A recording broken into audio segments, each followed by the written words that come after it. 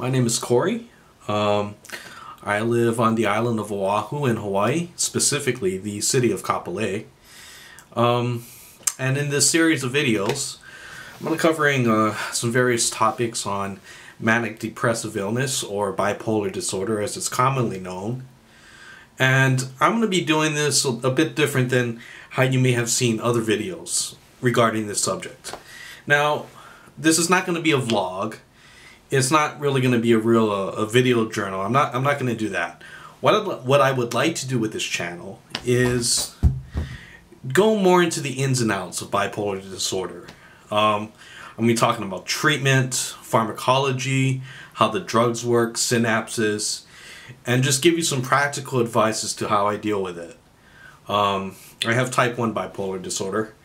I've been dealing with it half of my life. I'm 32 right now, and I was diagnosed when I was 16. So that's just to give you a brief history of me.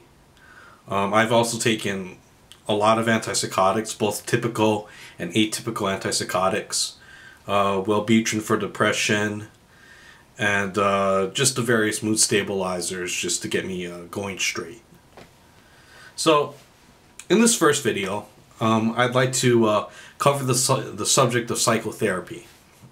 Now, if you've just been diagnosed and if you've just gone in or come out of the hospital, they're going to give you a shitload of pills, prescriptions. They're going to tell you how to take the pills, and more than likely you're going to be referred to an outpatient psychiatrist for the psychotherapy and medication management. Now, if you've never done therapy before, it might seem kind of strange or foreign to you going and seeing someone and telling them about your feelings, not so much about your feelings, but just opening up to them. And there are different styles of psychiatrists or therapists, and you may have to go through, say, maybe 2, 3, or 4 before you finally feel comfortable with one that you want to really open up with.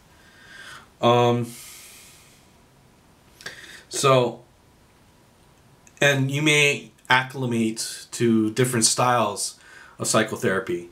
You may just really be into more the cognitive behavioral side of it. Or you may feel more comfortable with just straight up medication management and really just trying to get the medication straight. Or you may just need someone to talk to. And it just depends on your style. I think one of the barriers to psychotherapy is the fact that you are going to have to open up to them if you want a really good therapeutic relationship with your psychiatrist. And that could scare the crap out of you. But when you think about it, you're not alone, and these people, these therapists, they've helped hundreds of people, and they've heard every variation of every story that you can think of. Now, sadly, I find that a lot of people I've encountered with manic depression, they come from a history of trauma. So you have, sexual abuse, physical abuse. They come from a traumatized background, and that may precipitate the onset of your manic depressive or bipolar illness, because it's a synergy between environment as well as genetics and biological disposition. So, especially if you're coming from a traumatized area, trust issues. You're going to have issues of trust, and you're not going to be forthcoming in your therapy sessions. But they've heard all of it, and let me give you an example. My psychiatrist, he was telling me that he works at a treatment center for recovering drug addicts, and he was telling me that one of the worst cases he heard of is this guy came into his office full of tattoos, head to toe with tattoos, really big guy, just really like lots of assault, lots of robbery, lots of really heavy-duty charges for violence and domestic abuse, things of that nature.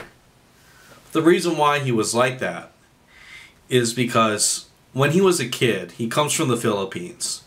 So when he was a kid in the Philippines, his mother had this crazy ex-boyfriend.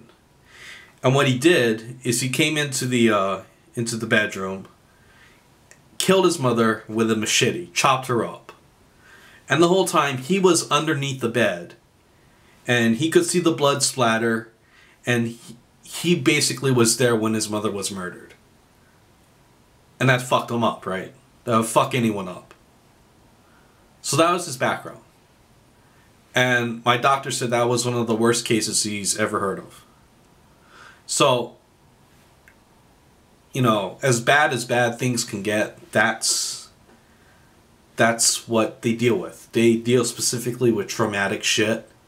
And but they also have a medical background, so they can prescribe the right medicine to further you out. So if you're worried about opening up, just understand that they've heard everything and anything. And but it sucks because some therapists are just straight up bad therapists. Some, all they want to do is just prescribe you a ton of pills, get you out of their office, and just say, come back in a month. There are people like that. So it's really going to take time to find a good match. Find someone that you're comfortable with. Now for me, and I think a lot of people with manic depression, they tend to have a different slant. Or they tend to have, academically, a lot of people with manic depression do well or excel academically.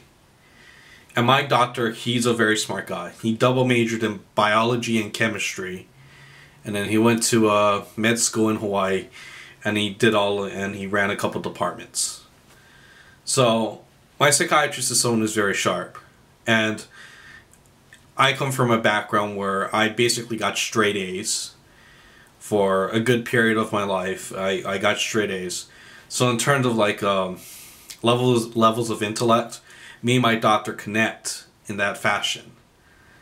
And the good thing about my doctor is that he keeps me on a tight leash. One of the things he said to me, and I've been with him for 10 years. So one of the first things he said to me 10 years ago is that I can be a real hard ass on medication compliance, which is a good thing. Because he'll call me out whenever I'm being a dick. You know, and I'm like that when I'm hypomanic. So when I come in hypomanic, my doctor will just come on and say, stop, you're hypomanic. And I ask, well, how do you know? And he says, I'm the psychiatrist. So that shut me up. And I fully understand that even though I got pretty good grades in school, my doctor did even better than me. So I respect his intellectual capabilities and his competence at doing his job. So me and him, we fit like that. Now, you may need someone different. Maybe someone who's more easygoing. Someone who you can just talk to more as a friend. So maybe that's the kind of therapy you need. But that's just kind of an overview. Finding a therapist is going to fit.